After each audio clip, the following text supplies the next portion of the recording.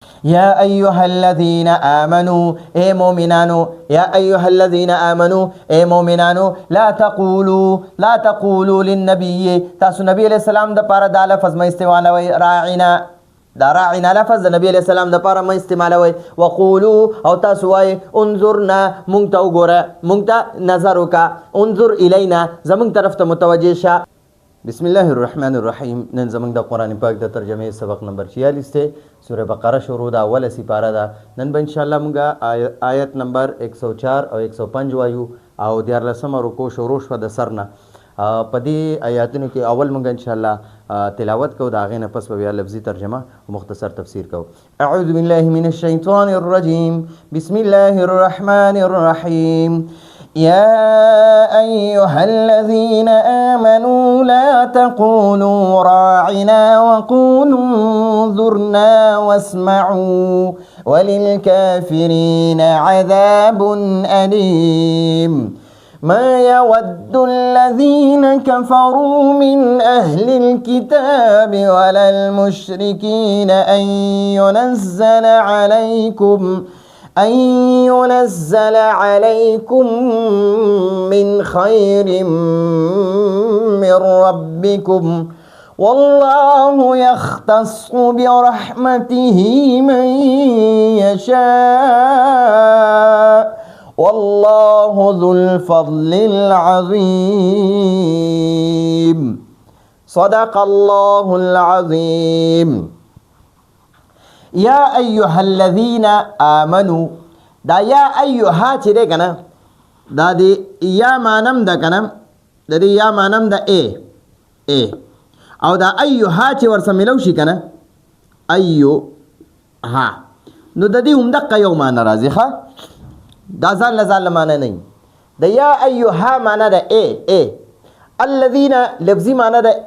هغه خلق آمنو چې ایمان یې راوړی، ای هغه خلکو چې ایمان هم راوړی دی. نو د دې مونږ بیا مختصر لفظي معنی کوو، ای مومنانو، ای مومنانو. نو دې ته وایي خطاب خصوصي. ګورئ، یو خطاب عمومي وي، خطاب خصوصي، یو خطاب عمومي وي، خطاب عمومي عام خطاب وي. ٹھیک شو؟ دلته کې الله سبحانه وتعالی مومنانو ته په خاص طور باندې خطاب کوي، خصوصي خطاب مومنانو ته وایي. قیامت پورې څونه مومنان چې راځي هغوی ته الله پاک فرمایي چې لا تقولوا راعنا، تاسو راعنا مه وایئ. او دا یا ایها الذین په قرآن پاک کې 88 ځل راغلی، 88 ځل. اولنی ځل پکې دا دی، 1 نمبر باندې دلته کې دا اوس شروع شو، یا ایها الذین آمنو، یا ایها الذین آمنو. حضرت حسن بصری رحمه الله فرمای وی کله چې تاسو په قرآن پاک کې یا ایها الذین آمنو او تلاوت کوئ او یا وورئ، نو فوراً دغه وخت کې الله سبحانه وتعالی تاسو ته فرمایي چې ای مؤمنانو، ای مسلمانانو، ای د کلمې خاوندانو، ای د په ما باندې او په رسول الله صلی الله علیه وسلم باندې او په قرآن پاک باندې او په فرشتو باندې او په ټول آسماني کتابونو ایمان راوړلو والا خلکو. نو خطاب خصوصی که الله پاک فرمایی دلتا یا ایها الذین آمنو، اے ایمان والو، اے مومنانو، اے مسلمانانو، لا تقولو دا لا تقولو چره دا د فعل مضارع ده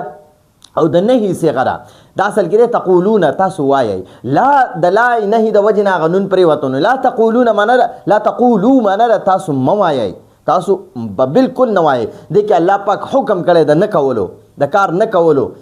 حکم کړي. لا تقولوا تاسو مو وایي، دلته کې لنبي صلی الله علیه وسلم محذوف رو باسي چې نبی علیہ السلام ته تاسو مو وایي. څه ورته مو وایي؟ راعنا. دا راعنا لفظ نبی علیہ السلام د پاره ما استعمالوي. دا راعنا لفظ سره د دې دوه قسمه معنی دي. په عربی کې دا راعنا دی، راعي دا د امر صيغه ده. راعي يراعي مراعات، راعي يراعي مراعات یا مراعاتن یا مراعاتن، درې وانه ویل شي. نو راعي دا د امر صيغه ده. راعي معنی ده رعایت وکا، ته رعایت وکا، ته توجه وکا. نو راعي معنی ده ته رعایت وکا، نه معنی ده زمونږه، نه ور سره ملو کا، نو ته زمونږ رعایت وکا، ته مونږ ته توجه وکا، ته مونږ ته لږه توجه وکا. ټیک شو جی. نو دا په عربی کې د دې بیا دغه معنی راځي، راعنا ته مونږ ته توجه وکړه، ته مونږ ته زمونږ رعایت وکړه. نو صحابه به دا لفظ استعمالولو. نو نبی علیہ السلام به چې کله درس کولو نو په هغې کې به کله کله یا مجلس په قایمو صحابه به نبی علیہ السلام سره ناسو، نو دغه یهودیانو کې هم بعض یهودي عالمان راشي او دلته کې نبی علیہ السلام سره په مجلس کې به کېناستل. نو چې صحابه به راعنا وي که نه نو دوی به خوشحالېدل، دوی به خندل کنه چې دا راعي په عبراني دا د عربي لفظ دی خو دا په عبراني کې استعمالیږي. نو په عبراني کې دا بیوقوف ته او چالاک ته وای، بیوقوف او چالاک ته. او نو دی به وی راعنا، نو صحابه به چې راعنا لفظ وي نو صحابه مطلب خو به دا و چې مونږ طرف ته لږه توجه وکئ، زمونږ رعایت وکئ، زمونږ سره لږه غونته کې مهرباني وکئ چې کم سبق مونږ نه تیر شوی دا لږ مونږ ته دوباره واوروئ. مطلب به دا و د صحابو. نو دغه به چې دي که نه د یهودیان دی به خندا شول. نو صحابه خو به د یهودیانو دا راعنا لفظ نه دی، راعنا دا خو د عربی لفظ دی، د دې معنی نه مونږ ته توجه وکړه. خو دا عمده لفظ په عبراني ژبه کې د یهودیانو په ژبه کې استعمالیږي، عبراني ژبه کې دا استعمالیږي. او د دې په عبراني ژبه کې معنی ده بیوقوف یا د دې معنی شیخی باز، چالاک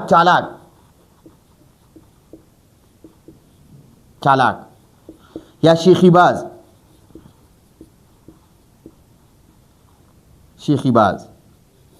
لکه مونږ کله کله وایو که نه یاره دا کس چې دی که نه دا ډېر مکار دی، مکار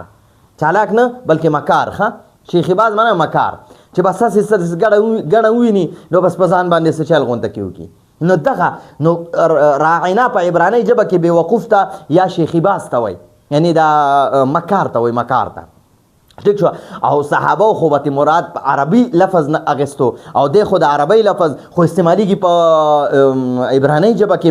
نو الله پاک د دې نه منع کړه چې ګوره تاسو داسې لفظ مه استعمالوئ چې هغه د بل چا په ژبه کې استعمالیږي او د هغې معنی بل شانتې وي. یعنی داسې لفظ مه استعمالوئ چې هغه د دوو معنو والا وي، دوو معنو والا لفظ به نه استعمالوئ چې د یو قوم په ژبه کې د هغې لفظ بله معنی وي او ستاسو په ژبه کې د هغې لفظ بله معنی وي. نو داسې دوه معنو والا لفظ به نه استعمالوئ. نو راعنا عبراني ژبه کې به بیوقوف ته یا قمقل ته وي او دغه شانتې شیخی باز ته به وي، مکار ته به وي. او په عربی کې خو مطلب دا دی راعنا، راعي معنی ده زموږ رعایت وکړه، ته رعایت وکړه، نه معنی ده زمونږه. ٹھیک شو. نو بیا به د یهودیانو خندل، چې خندل به نو حضرت سعد ابن معاذ رضی الله عنه چې دی هغه د یهودیانو په دې ژبه عبراني ژبه باندې پوهېدو. نو بس سعد ابن معاذ رضی الله عنه چې دی دا د یهودیانو ته غوسه شو چې ولې تاسو دا لفظ غلطه معنی خپله ژبې والا لفظ معنی دا ولې تاسو دغه معنی استعمالوئ، د دې خو عربۍ کې معنی نه زموږ رعایت وکړه، موږ ته توجه وکړه. نو بیا الله پاک نو دغه یهودیان به په دې خوشحالېدل چې وګورئ مونږ کوشش کوو چې د نبی علیه السلام توهین وکړو، نو دلته خو دا لفظ داسې دی چې دا مسلمانان هم استعمالوي او زمونږ په عبرانۍ کې هم دا د توهین لفظ دی. نو په دې به دا یهودیان خوشحالېدل. نو چې بیا کله سعد ابن معاذ رضی الله عنه ښه عزته کړل نو بیا الله پاک قرآن نازل کو په نبی علیه السلام باندې چې یا ایها الذین آمنو، اے مومنانو لا تقولوا للنبي صلی الله علیه وسلم، تاسو نبی علیہ السلام ته مو وایئ لفظ راعنا لفظ مه استعمالوئ نبی علیہ السلام دپاره، ځکه چې دا لفظ خو تاسو په عربۍ کې استعمالوئ د ښې معنې دپاره، خو هغوی ته غلطه معنی اخلي دا یهودیان. په عبراني لفظ په عبراني کې د دې معنی بیوقوف او مکار دی، شیخی باز دی، نو دوی ته غلطه معنی اخلي. نو داسې تاسو به د دوی سره مشابهت نه کوئ، تاسو به د دې یهودیانو مشابهت نه کوئ. نو دلته کې بیا تفسیر ابن کثیر یو حدیث هم راغستی دی او مسند احمد حدیث هم دی او د ابو داود شریف هم حدیث دی. نو تفسیر ابن کثیر د مسند احمد او د ابو داود شریف دا حدیث راغستی دی چې من تشبه بقوم فهو منه، څوک چې د کم قوم عادتونه خپلی د هغې سره مشابهت کوي قیامت په ورځ به د هغې سره حشر هم وي. نو دی د هغې خلکو نه دي، دا د هغې قوم خلک دي چې څوک د کم قوم مشابهت اختیاروي. نو هغه مشابهت که په جامه کې شي، که په شکل و صورت کې شي، که په خوشحالو کې شي، که په غم کې شي او که په عباداتو کې شي، نو د دغه خلکو مشابهت په نه کوئ. که د یهودو مشابهت کې قیامت پر ورځ به همدغه یهودو سره به د حشر وي، که د مشرکانو مشابهت کې قیامت پر ورځ به د هماغه خلکو سره حشر وي. نو الله پاک مؤمنان منې کړه یا ایها الذین آمنو، ای مؤمنانو قیامت پورې ټولې دنیا مسلمانانو تاسو واورئ، لا تقولو تاسو مه وایئ راعنا، لفظ راعنا مه وایئ. راعنا مطلب خدا دی چې یاره زمونږ رعایت وکړه، مونږ ته لږه توجه وکړه، زمونږ نه دا سبق تیر شوی دی یا رسول الله مونږ ته لږ غونته کې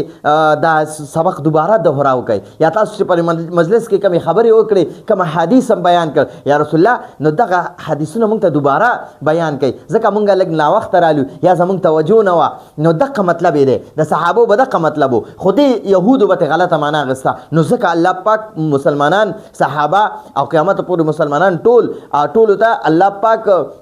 خصوصا او فرمایل، تنبیه ورته وکړه چې یا ایها الذین آمنو، ای مؤمنانو لا تقولو تاسو مه وایئ، لا تقولو تاسو مه وایئ للنبي به ته دلته کې محذوف روباسي، للنبي صلی الله علیه وسلم، نبی علیه السلام ته تاسو داسې مه وایئ راعنا. دا راعنا لفظ نبی علیه السلام دپاره مه استعمالوئ. وقولو دا د امر صیغه ده،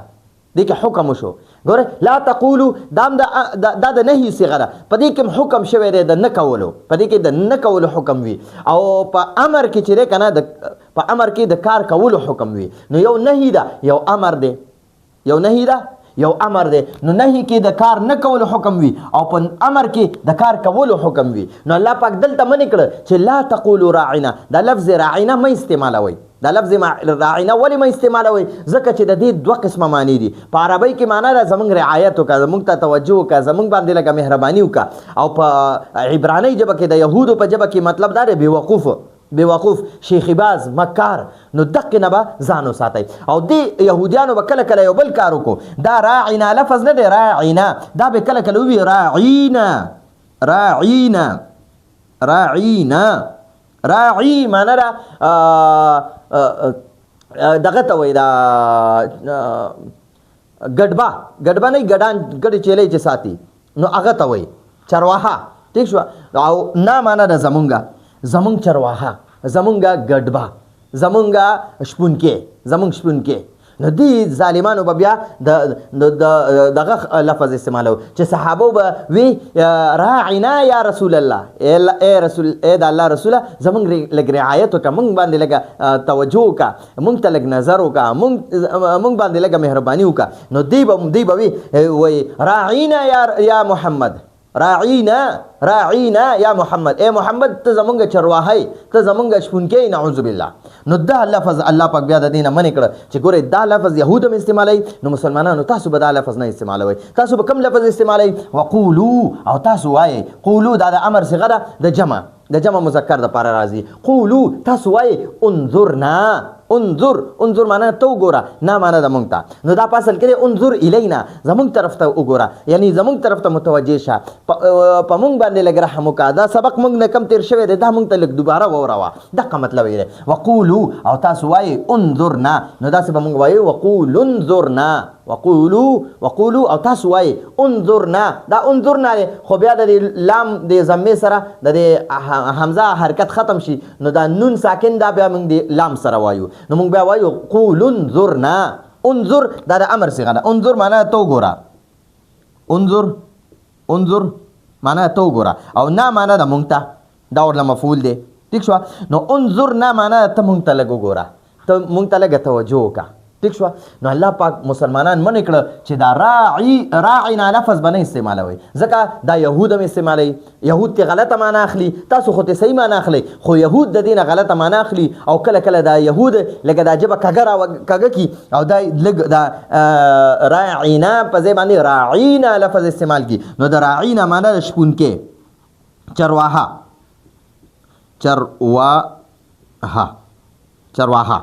ای زمونږ چرواهی، زمونږ چرواها، زمونږ شپونکې، زمونږ ګډبه. نو نبی علیہ السلام ته به داسې غلط الفاظ استعمالول. نو الله پاک بیا منې کړل چې یا ایها الذین آمنو، ای مؤمنانو تاسو د یهودو په شانتې راعنا لفظ مه استعمالوئ. لا تقولوا راعنا، لا تقولوا للنبي راعنا. تاسو نبی علیہ السلام د پاره لفظ راعنا مه استعمالوئ. وقولوا انظرنا، او تاسو نبی علیہ السلام ته وایئ انظرنا، مونږ ته لږ نظر وکړه، مونږ ته لږ وګورئ مونږ ته لږ وګورئ یعنی زمونږ نه سبق تیر شوی دی مونږ په دې مخکې سبق اوس نه پوهېږو نو مونږ ته لږ وګورئ او الله پاک بیا ورته وفرمیل واسمعو تاسو د نبي علیه الصلاة والسلام دا خبرې په غور سره اورئ خپلو کې یو بل سره خبرې مه کوئ چې بیا تاسو د هغې دپاره راعنا لفظ یا انظرنا لفظ استعمالوئ نو الله پاک ورته وفرمیل واسمعو او تاسو د نبي علیه السلام خبرې ښه په غور سره اورئ واسمعو تاسو د نبی علیہ السلام حدیث په غور سره اورئ د نبی علیہ الصلوۃ والسلام ارشادات په غور سره اورئ د نبی علیہ السلام خبرې دا په غور سره اورئ وللکافرین او د کافرانو دپاره که دا یهودیان د دې لفظ راعنا نه منې کېږي نو د دې کافرانو دپاره عذاب علیم دردناک عذاب دی دیک شو نو وللکافرین او د کافرانو دپاره منکرانو دپاره د انکار کوونکو دپاره چې د دې لفظ راعنا نه منې کېږي عذاب علیم عذاب موصوف دی علیم ولا صفت دی نو علیم چې دی دا د دې عذاب دپاره صفت دی نو موږ به اول د علیم معنا دردناک او د عذاب معنا د عذاب نو موږ به اول د دردناک د دې علیم معنا کوو دردناک عذاب دی د کافرانو لپاره چې د لفظ راعنا نه منې کېږي د دغه خلکو دپاره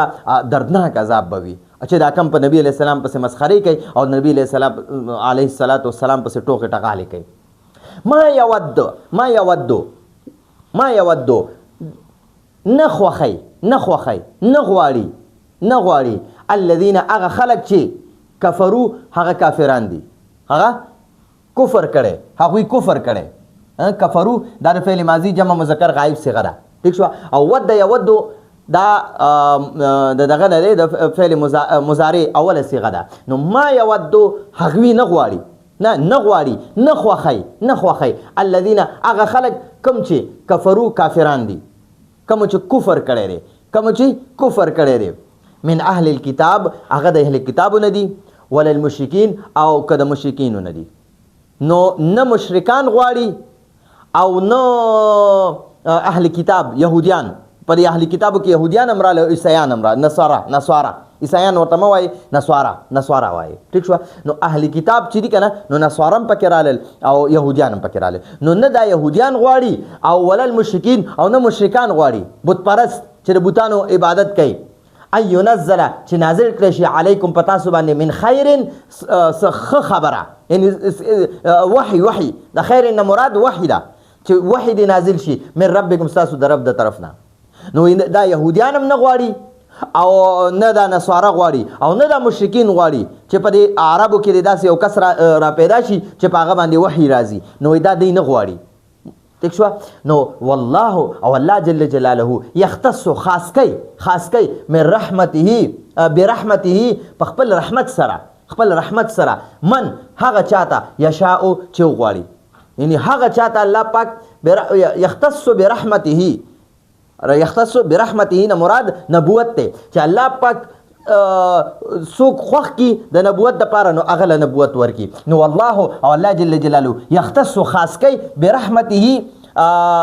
خپل رحمت سره یعنی خپل نبوت دپاره من چاته چې یشاء الله غواړي هغه غواړي نو چې چا دپاره الله خوښه کی الله په چا خپل خاص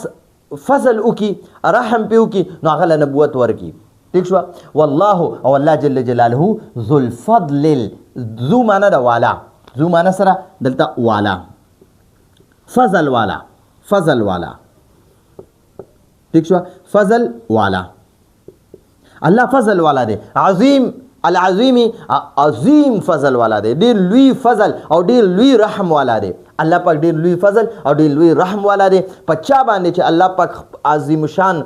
فضل عظیم شان رحم وکي نو د خپل نبوت دپاره هغه خاص هغه کس له الله پاک په خصوصي طور باندې نبوت ورکي او د خیر نه مراد وحی ده چې الله پاک بیا هغې